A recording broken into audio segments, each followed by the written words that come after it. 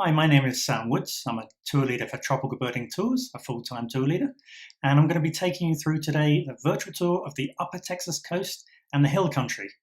And to be clear on that, the Upper Texas coast is the main tour, which is 7 days long, going to and from Houston at the beginning and ends.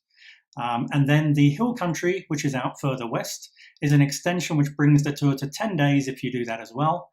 And that ends in Houston too. So to and from Houston, 7 days if you just do the Upper Texas coast, and 10 days if you do the hill country too. And I'm going to be modeling a series of t-shirts here from my time in Texas. This is Birds Y'all. It's a Houston Audubon t-shirt. I'll be doing some rapid changeovers, rather like theater on this trip. Okay, so let's move on to where is Texas. So if you're not from the United States, you might need a bit of education here. So Texas is one of the southern states in the United States. It's a massive state. It's twice the size of Germany and Europe. So it's one of those places that has a lot of different areas. And so it deserves more than one tour, which is why Tropical Birding do multiple tours there. So this one covers two main areas, the Upper Texas coast on the main tour, and then the west of there, the drier hill country, which has some specialties too. This is sort of one of the famous beers in Texas, Shiner Bock. I can vouch for its quality. It's very, very good. I can honestly say I've drunk way too much of that in my time over the years there. And then there's the Texas state flag there, the Lone Star State as it's known. Just thought I'd throw in a few famous Texans here, and I'll get myself off the screen. Roy Orbison, George Strait, Waylon Jennings, a pioneer of outlaw country, and a few other country stars like Miranda Lambert, Casey Musgraves, Leanne Womack, and the bearded ones, the ZZ Top. They're all sort of famous Texans among a very, very long list. And before we get onto the birds, it's also got some world records for Texas is big, as I say, one of the biggest states, and they are very proud of that. And so it has some of the biggest things, like the biggest gas station and convenience store is in Texas, and I've seen it, and there's like something like 120 pumps for cars. The store inside is absolutely massive, even by American standards. So yeah, that's just a little thing you can look forward to on the tour. I've just popped back up here if you didn't notice, so let me guide you through this bit. This is where the main tour is basically focusing on, which is High Island, which is on the Upper Texas coast, and we stay in a town nearby called Winnie. This is a hot spot for migration, spring migration, April and particularly late April being the peak time for masses of birds coming through the area. So the main tour is about migration and getting lots and lots of migrants. And this is this sort of breakup of the tour here. We've got the Upper Texas Coast main tour section, which has got a cluster of sites sort of southeast of Houston. And then out west, we've got the hill country extension. So they're very, very different parts of Texas. And so you can add an awful lot in only a few days doing the hill country. As I said, the whole thing on the first part of the tour is really about migration. Migration's absolutely mega in this area, very famous. And what we're looking at here is, if you look on the map, on the lower map, which is from Cornell, something like 3.5 billion birds come through the region in spring, which is a staggering amount. And what we're particularly interested in, I'm going to use the cursor here on the map on the left. You see that orange kind of channel there. What happens is a load of birds, migrant birds that winter in Southern and Central America. They move across the Gulf of Mexico, and then they land on the north side of the Upper Texas coast, somewhere like High Island, and also Sabine Woods, which is another place we also look for birds on this trip, just to the east of High Island. And they're kind of migration stopover sites. They're like important habitat where there's trees in amongst the surroundings of lots of salt marsh. So they're kind of islands of habitat that tired birds, after they've done a 600-mile crossing across the Gulf of Mexico, they may want to stop over before they continue their journey north to breed. Some of these birds breed locally in the south, like Hooded Warblers and Prairie Warblers and things like that. Other birds go way up north to breed, like Blackpoll Warbler, Blackburnian Warbler, things like that. And so this particular area of High Island is dealing with birds that come across the Gulf, what's known as trans-Gulf migrants. If you look on the map there, you might see a yellow arrow, the yellow arrow here. This is called circumgulf migrants. They choose not to do this risky sea crossing and go around land instead. And some of them make it to high island too, like Nashville warbler would be one of those. But they're less common because the transgulf migrants are, the high island smack bang in the middle of their migratory route. So that's usually what you're dealing with. And that's what the majority of spring migrant birds are, transgulf migrants. And one of those that goes across the Gulf is the tiny ruby-throated hummingbird, which is unbelievable that it would fly a 600-mile journey across a sea, the Gulf of Mexico, and be able to survive that. But it does, and it does that every year. Okay, so here's a list of the main sites on the main tour, the Upper Texas coast section. Essentially, we're based at Winnie, you can see on the map here. I'm going to circle it. This is a sort of the nearest town with many hotels in it. And then we spend a lot of time in the High Island sanctuaries here. High Island has sanctuaries for songbirds, like it has coastal woodlots with oaks and other good plants that songbirds like. So we spend a lot of time in High Island looking for songbirds. And also there's a rookery with nesting spoonbills and egrets there. That's also in High Island. Then we go along the Boulevard Peninsula as well here to go to Boulevard Flats. That's kind of the main area where you get stacks of coastal birds, lots of shorebirds, like thousands and thousands this time of year. And then we also have an area of freshwater area wetlands called Anahuac National Wildlife Refuge there. So that whole area is in that area there. And then we also have another sanctuary called Piney Woods by the Texas Ornithological Society, and that's a bit further east. And that sort of combines with High Island to give you a really good mix of migratory birds. And then the kind of outlying point we do for one day is we go up to Jasper for the night, and we go into Pine Woods where there's specialty birds, which I'll get to later. And that all comes in and out of Houston Airport. So that's the main sites for your main Upper Texas coast tour. And to talk about my experience with this, so you're wondering why an English guy from London, who actually lives in Ecuador now in South America, is telling you about Texas. Well, Tropical Birding used to own this house here. You can see it's now owned by the Houston Audubon Society. And it's now known as the High Island Field Station for Houston Audubon. And we've been staying there for every spring for about 11 or 12 years now. And I was there for all but one of those. So I've come to know the Upper Texas coast really well in spring. And during that time, I've also done some hill country days because I couldn't resist it being so close. So I've got to know it very well. I've been there about 12 times. Section, I'm going to take you through High Island, but not without showing you my next shirt. You've got to guess the warblers on them, I'm afraid. I'll leave it up to you. I'm going to tell you about High Island itself, one of the major centers of our focus of our attention on the main tour on the Upper Texas coast.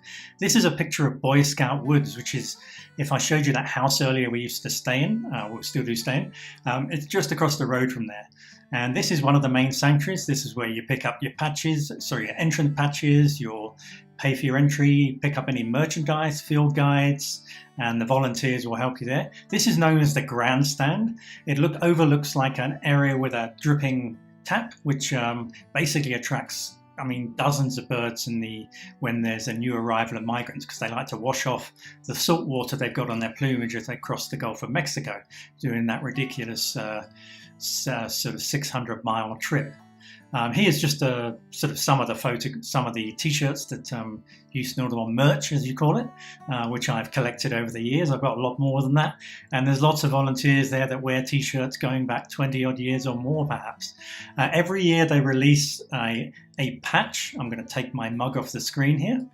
So every year Houston Audubon release a patch, which you buy one per season, and that gets you into all the sanctuaries without having to pay every single time you come. So if you're going there multiple times, like on our tour, we go in and out multiple times to multiple sanctuaries, it's good to get a patch and you can collect it and keep them. And people do that, and I don't blame them. It's a really cool idea. Just get myself back on screen here.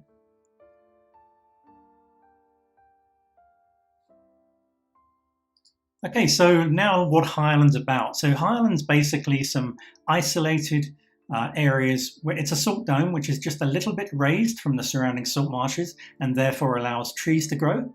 Particularly live oaks are a big one. And there's several sanctuaries on the island, the main ones being Boy Scout Woods I showed you there. Then there's one called Smith Oaks, which has a big woodlot, as well as having the rookery, where there's loads of nesting waterbirds. And then there's another really good one called Hook Woods, which is by the Texas Ornithological Society. And they're all within a mile of each other, so you can do all these places in a morning. It's not like you have to choose strictly where to go at any given minute. You can react to where the birds are. So they're the main sort of migration woodlots in High Island, a small town in Texas.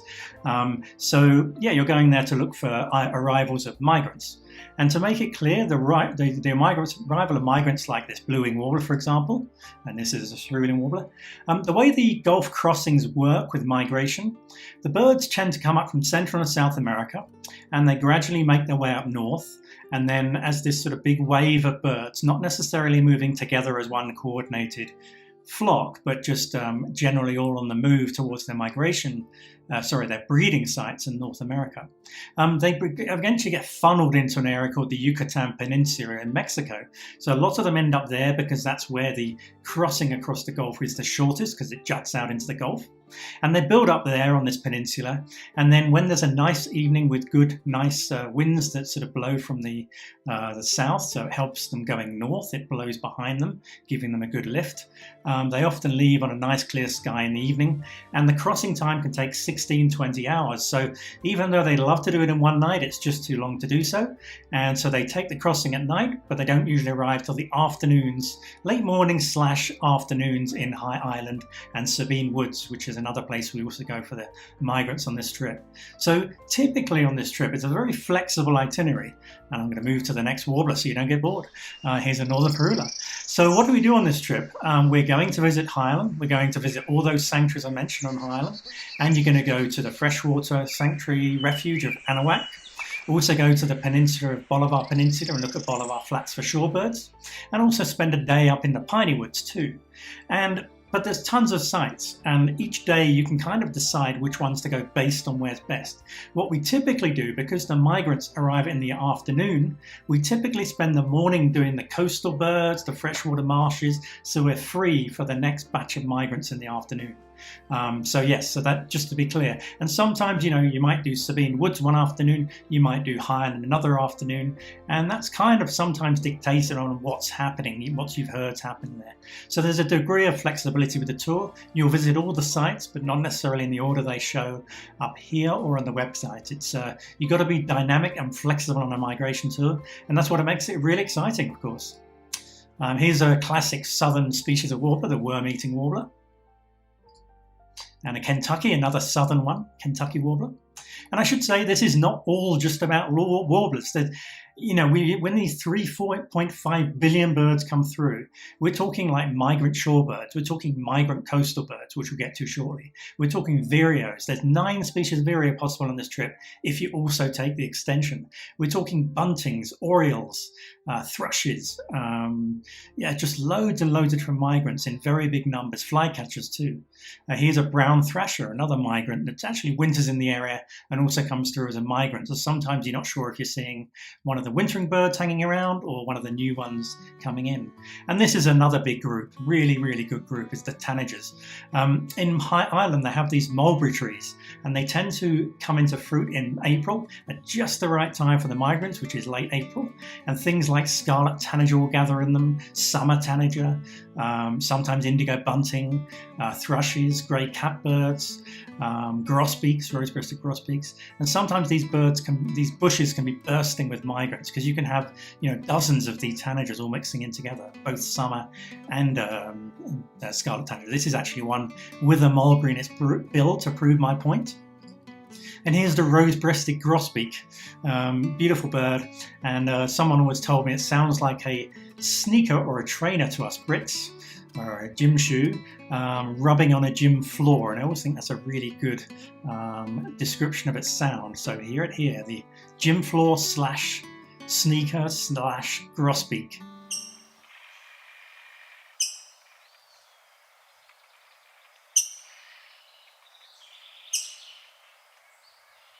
So as you can see, we're looking at other migrants too, like as what, we tend to get focused on the warblers because they're so beautiful in springtime and the best plumage, but there's a whole bunch of other birds like these orioles, Baltimore oriole, blue grosbeak. They tend to like the edges of the woodland rather than deep inside. Painted bunting, the bird of many colours as it were. This is always a prized bird there. They actually don't breed very far away at all. In fact, some probably breed on High Island. So yeah, you sometimes get flocks of these on some afternoons in the spring when you get an arrival, and it's really exciting stuff. This is one of the scarcer ones, a type of goat sucker or nightjar called the Chuck Will's Widow. They breed in Texas actually, but they're quite hard to find roosting. They're quite skittish, but sometimes that happens. This one was photographed in Boy Scout woods. And then we move on to the other main attraction of High Island. So I've been through the thousands upon thousands of songbirds that come through, mostly in the afternoons. So we focus our tour visits there for the best time for arrivals. Because the other thing to mention about these songbirds is, yeah, they can come in the afternoons, but what can happen sometimes is they come in the afternoons, spend a short time, and then they're gone. Next morning they could be gone. So to be there when it's happening, or when it's arriving, and actually see birds dropping in the trees that have just crossed a 600-mile piece of the Gulf, which it's kind of mind-blowing to think, oh, that bird was just crossing the Gulf just a minute ago. I've once seen a dickcissel dozing in a tree because it was clearly weary after the journey. So yeah, in Smith Oaks Woods, which is one of the sanctuaries I was saying on High Island, typically what you'll do is you'll do a bit of songbirding first, and then you'll go for the late afternoon, evening to the rookery, because the rookery has a ton of stuff going on, spoonbills like this fighting over sticks for their nests, birds displaying like this great egret.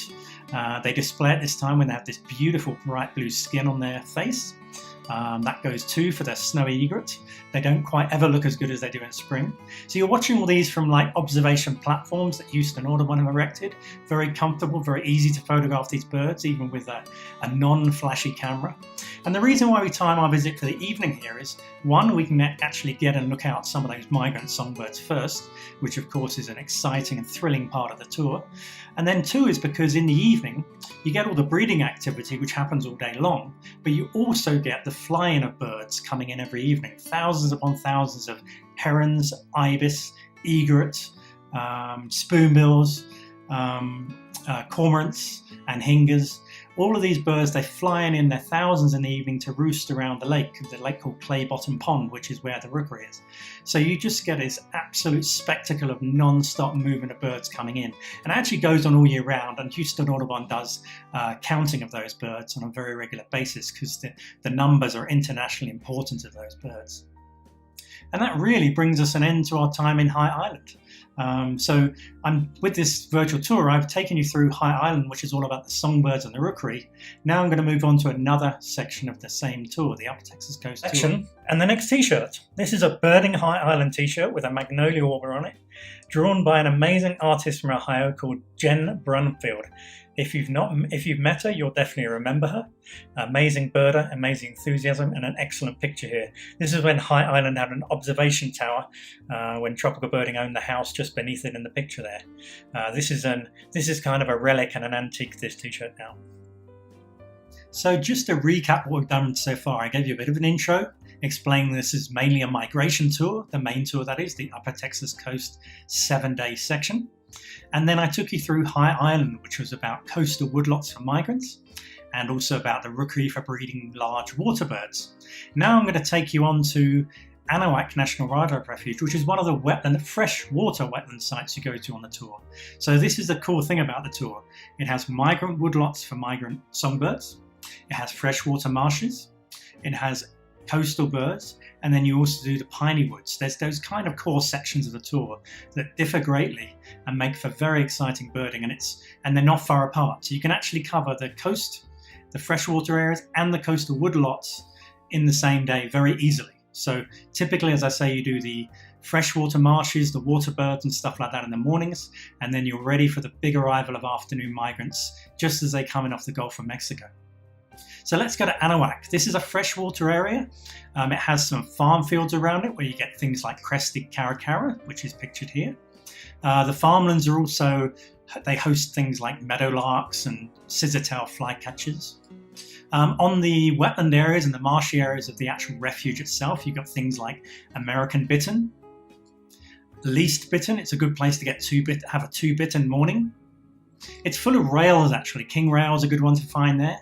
Along the coast in the salt marshes, you find the clapper rail. That's the easiest one to find. And there's also things like Virginia rail in here, yellow rail and black rail too, but they're very difficult. And here I'm just going to play you the call of the king rail. Kind of one of those classic freshwater sounds of Texas.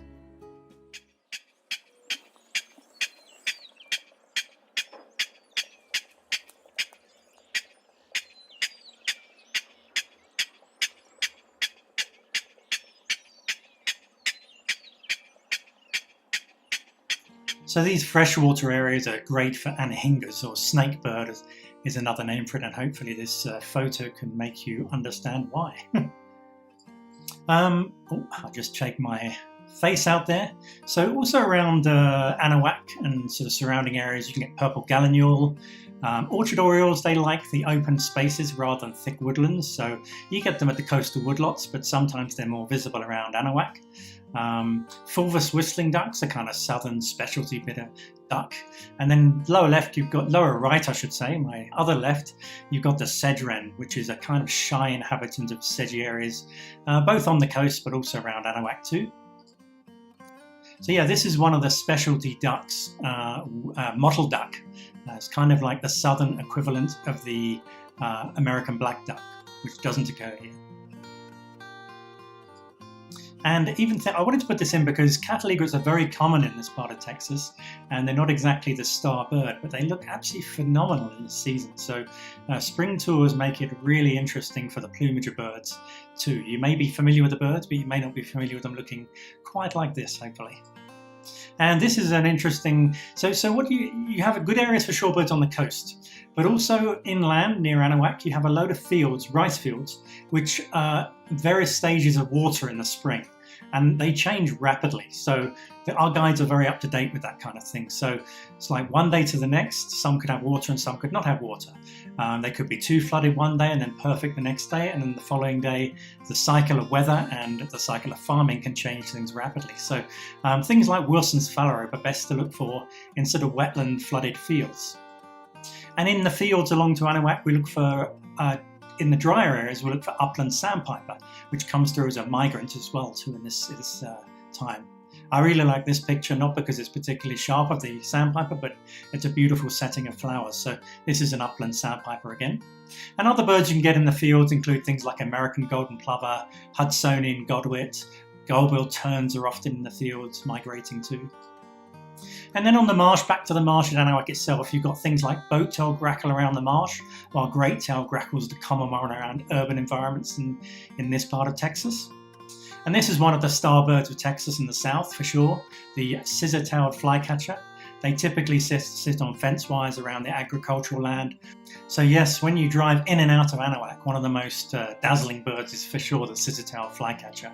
We can also see it around the coast. It's going to be very easy to find. They love fences, and just a magnificent bird. A classic bird of South Texas, a classic bird of the South. I think it's Oklahoma's state bird, and they get in really early, so there'll be lots of them around and breeding by the time you get there.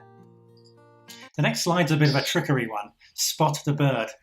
This isn't a particularly rare bird, but I really like them, and you can often see them coming in during the day. This is a common nighthawk, well hidden by agricultural land and cowpats, I think, here. And sometimes they're not very camouflaged or inconspicuous at all. You often find them like this in the spring because they've just come in and they just grab the first thing they can perch on, whether it hides them or not. Very regular at this time of year is the eastern meadowlark giving out its amazing song, which you can hear in the background there. Another beautiful bird, if very common one. In this area, it's all eastern meadowlarks. And also another bird of the farm fields on the way in and out of Anahuac is dickcissel. They're usually coming through in late April, and some of them often, if you go there in the morning, which we usually do, you can often find them singing their distinctive songs, their buzzy kind of calls, from these sort of grassier fields, shrubbier fields. And I'm just going to let you listen to the dickcissel right now. Over to Dick.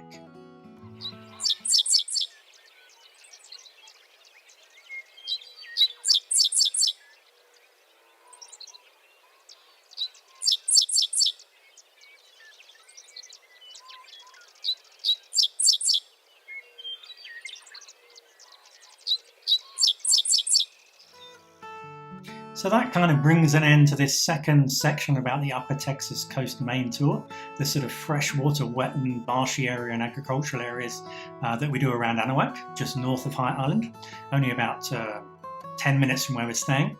That's another thing I should mention is the drives on this main tour. The longest drives are to and from the airport, which are about 2 hours. Everything else is like an hour and a half or less, usually less. And you can get in loads of sites in one day because they're all so local to each other. So that's the end of the freshwater marsh section. I've done the woodlot section, and now we're moving into the coastal section of the Boulevard Peninsula. So now we're heading to the coast. I have to do a costume change, of course, and this is another Houston Audubon special. This is their actual logo bird, the yellow-throated warbler. So now we're doing this next section. We've done the woodlots, the migrant woodlots, the songbird areas, and now we're going towards the Boulevard Peninsula, which is just outside of Highland. It's about 27 miles long, and all the way along you have salt marshes, you have tidal areas, beaches, and then you have the huge tidal flats of Boulevard Flats Shorebird Sanctuary, Houston Audubon property along there, which is our ultimate destination. But we stop at a lot of spots along the way, one of which is the salt marshes to check out for seaside sparrow here. Sometimes they're in the same area as Nelson's sparrow. They occur in the same area. Rarely you also get LeConte sparrow too. And of course, we're going to get tons and tons of coastal birds. This is an incredibly birdy morning. As I say, we usually do the sort of waterbird stuff in the morning and then go for the songbirds in the afternoon because that's the peak time of arrivals. So usually the highlight of our time in the Boulevard Peninsula is going to be this place. Houston Audubon's Boulevard Flats Shorebird Sanctuary. This is one of the tropical birding guides, just kind of sitting in amongst a mass of shorebirds. There's dowitchers in there, yellowlegs. There's, of course, a mass of American avocets behind him. There's some peeps just behind him too. It's just an incredible. Oh, there's a piping plover just right down in the foreground, just here. I just spotted it there. So yeah, this place is about seeing thousands and thousands of birds up close and being able to really sort of try and ID these birds because you can see lots of similar species side by side. The avocets are one of the most impressive things, of course. They winter in the region, but they're usually still there in late April still. And the numbers usually around that time are about 10,000 avocets. And they often like clustering together. So if you get the right day on the right tide, you can just see a phenomenal number together. And they've got these beautiful rust heads in the spring. So they're in, a lot of them in breeding plumage at this point. And as you can see, they're mixing in with totally huge mix of other birds. So on the in terms of coastal birds, you've got lots of terns there. There's something like 9 species of regular tern. You've got black tern, common tern, Forster's tern. You've got royal tern on the top left here, sandwich tern on the bottom left here. I'll just get my face out of the way. Black skimmer in the top right, and least tern on the bottom right. Least terns actually nest here, and that one's got a fish that it's going to offer to its mate there. So yes, this is a good time of year to see breeding seabirds as well, like the royal terns on the upper left. They're going through courtship too. Now this is one of the black skimmers photographed at Boulevard Flats by me, just sort of passing a pack of royal terns. So I can't emphasize enough, the Boulevard Flats is just teeming with thousands of birds, and it's just an incredible place to see a lot of coastal birds, whether it be shorebirds but also other things. Shorebirds, of course, big attraction. These are some of the regular ones. You've got red knot in the top left, ruddy turnstone looking at its best on the bottom left, dunlin with a black belly patch for breeding plumage on the top right, and a beautiful marbled godwit on the lower right. More shorebirds here. These are all plovers. It's really cool because you can look at a lot of the similar ones side by side. You've got snowy plover top left, Wilson's plover bottom left, then black-bellied plover actually with a black belly on the upper right, and the lower right you've got the endangered piping plover, which actually winters in good numbers in Highland, on the Boulevard Peninsula I should say, and they're usually still present at Boulevard Flats by this time. A dramatic shorebirds is the long-billed curlew. I just really like these birds, one of the biggest sandpipers. This is actually photographed on the beach at Boulevard Flats. Another interesting coastal bird, a lot of people, if you haven't been to the south, this will definitely be of appeal, the Reddish Egret. And you're probably wondering why this one isn't reddish. They actually have white phases or white morphs and they had the traditional dark morph, which I'm going to show you now. They actually both occur in Boulevard Flats, and you can often see them side by side. So as I say, that's wrapping up our coastal section.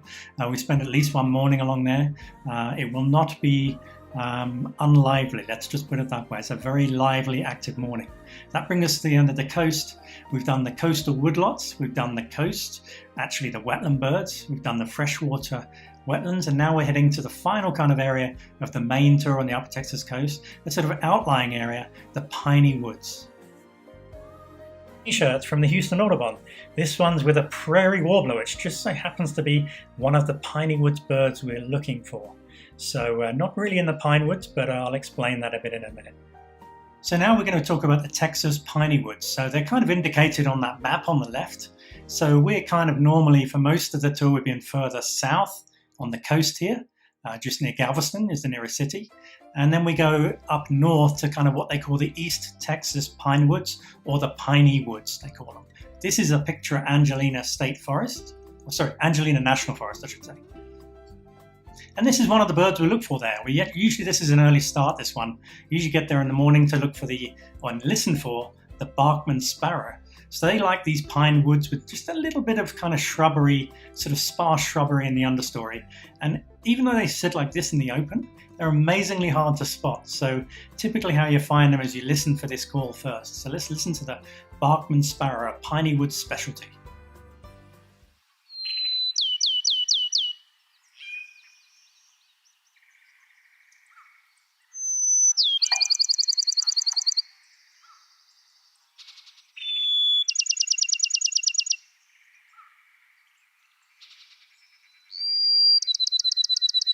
So while we're in the Piney Woods, we're looking for Piney Woods specialties, but we also have, a lot of people maybe don't appreciate that you get a lot of southern warblers breeding there.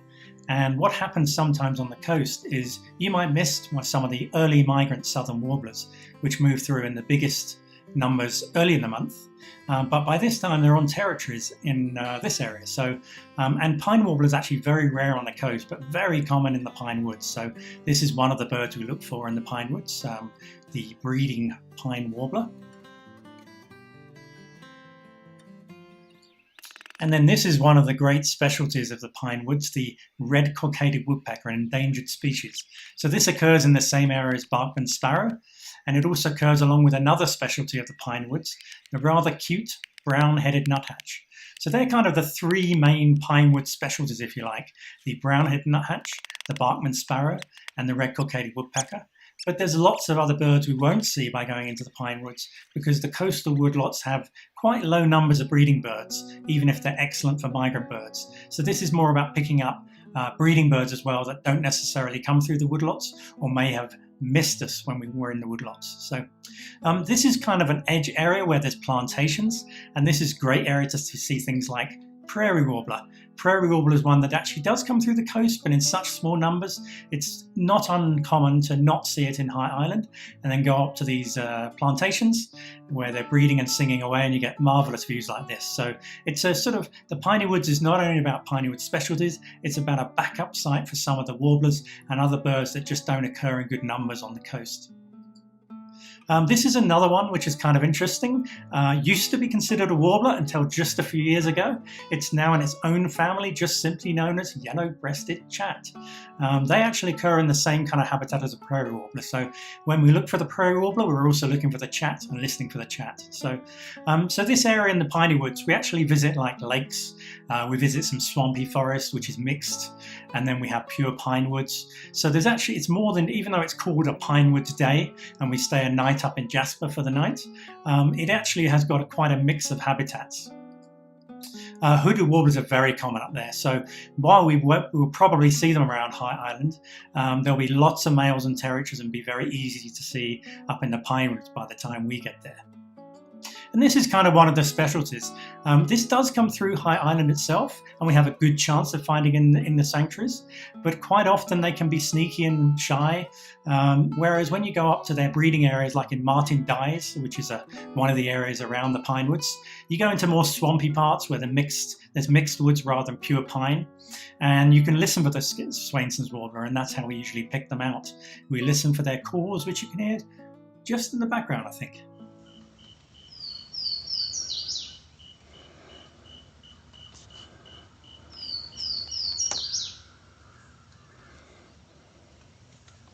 one of the great southern warblers, the Swainson's warbler. And Prothonic warbler, they're another one that likes the swampy areas, and another one with an absolutely explosive, distinctive call. And I'm going to play that in a second. So yeah, this is another one again. Could see it around High Island. Sometimes they're breeding in High Island, but it doesn't help to have extra places for all these little gems. So over to Prothonic warbler, which I can barely say. Thank you.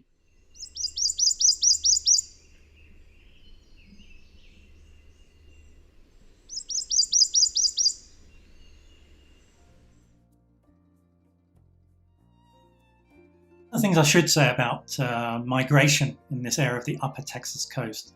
One of the interesting things is that on the coast itself, many of the birds that are breeding very far north, like black-burnian warbler, black-pearl warbler, bay-breasted warbler, they don't tend to sing in the migration woodlots, the coastal woodlots. So southern warblers do, so hooded warblers, for example, do quite often, but you don't always locate the birds by sound.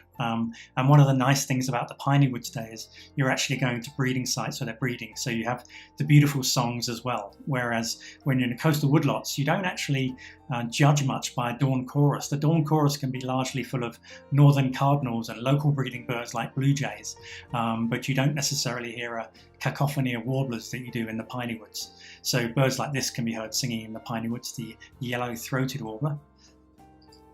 And the Louisiana water thrush, they're actually a specialty of the South, so a lot of northern birders coming in who want to get that. And so we look along riparian areas in the Piney Woods for that one. And we also have additional chances on the hill country extension if you're lingering on for that.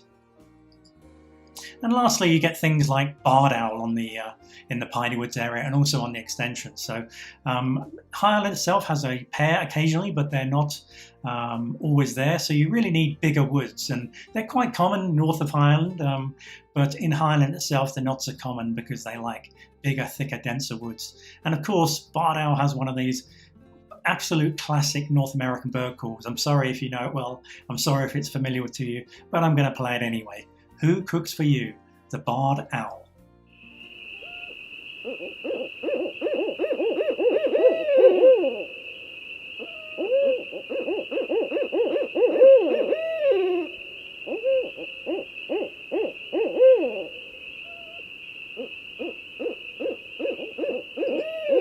And so that brings us an end to the main tour.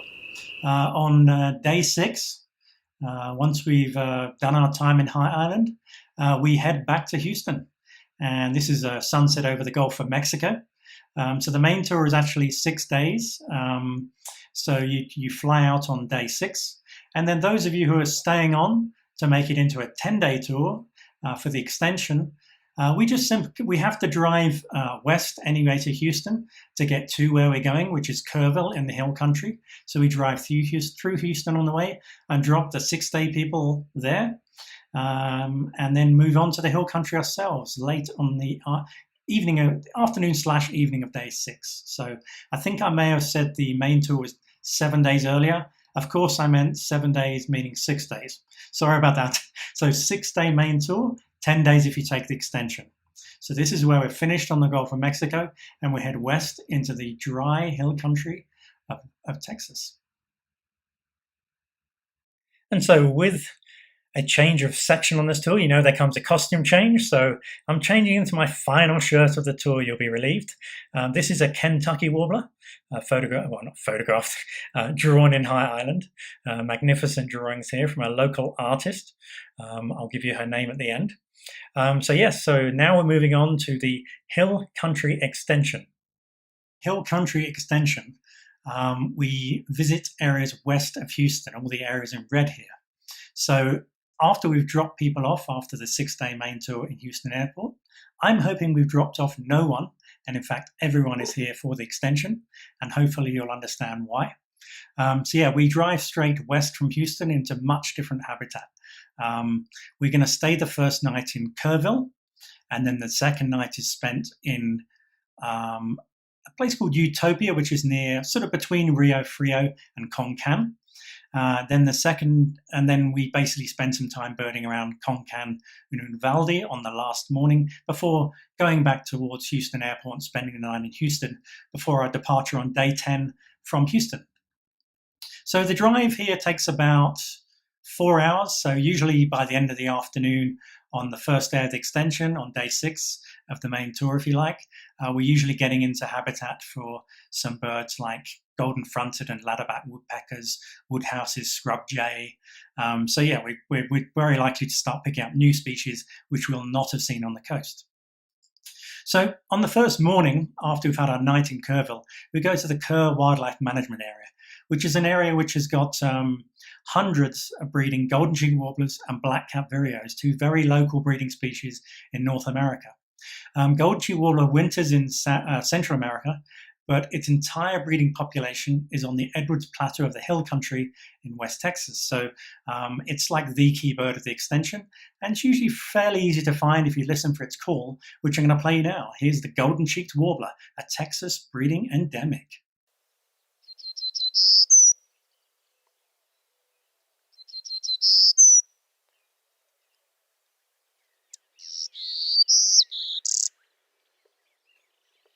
So this is the habitat of our second sort of major specialty of the hill country. For me, the best looking vireo in all of North America, the black-capped vireo.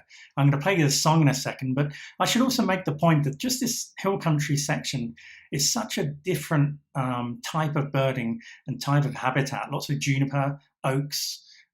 It's very dry compared to the coast. So the bird life is very different. There's a lot of new species, things like black-throated sparrow possible, lark sparrow, rufous crowned sparrow, lazuli bunting. And then we also get into the Rio Grande birds a bit later on, but I'll get to that in a minute. So after we've done this morning in Kerr Wildlife Management Area, we get on to lost maples, which you can also hear the call of the black-capped vireo. And I'm going to play you that now.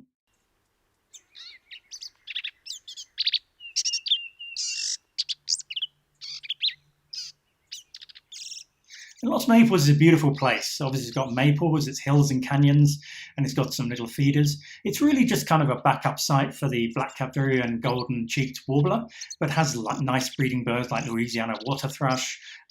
You get birds like blue grosbeak around the feeders.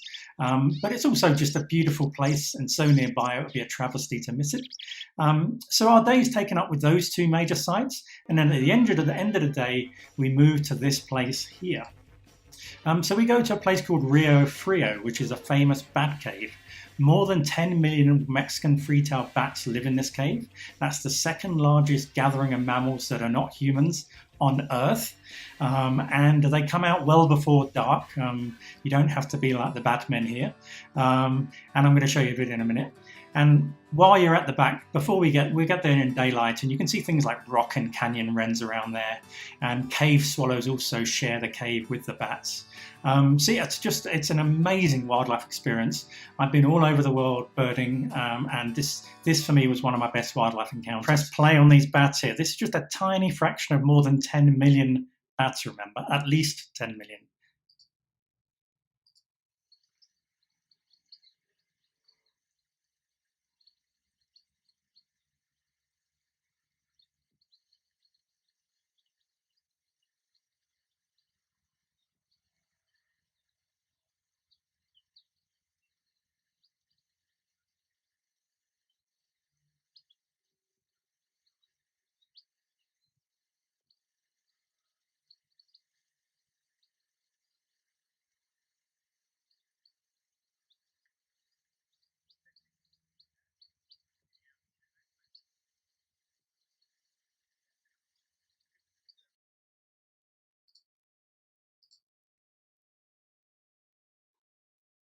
And of course, they go on until well into darkness. I'm not sure what time we'll stay, but you don't have to be there till we become Batmen like the TV guides.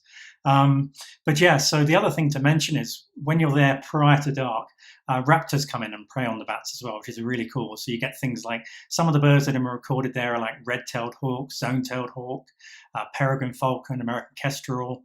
All of these birds have been seen sort of going after the bats. So it's just too hard to resist millions of prey items in the sky all at once. So yeah, it's really cool. So that night, we just go about 20 minutes from Rio Frio and spend the night in Utopia. And then the next day, we spend some time at the feeders at Concan and also visit a slough near Uvalde. where you get things Rio Grande-like birds, like green jay here, but also things like ringed and green kingfisher, Pyriloxia, great kiskadee, along with sort of dry country, hill country birds around Konkan, like lark sparrows, black-throated sparrows, lazuli buntings, orioles, sometimes even tropical perulia if you're really lucky. So yeah, I mean, hopefully you'll really get a feel for this place. It's an awesome combination of upper Texas coast migratory songbirds, migratory waterbirds, migratory shorebirds, combining it with hill country birds, which are completely different, including the two mega specialties, golden-cheeked warbler and black-capped vireo. So the extension of main tour are very different. Main tour is 6 days.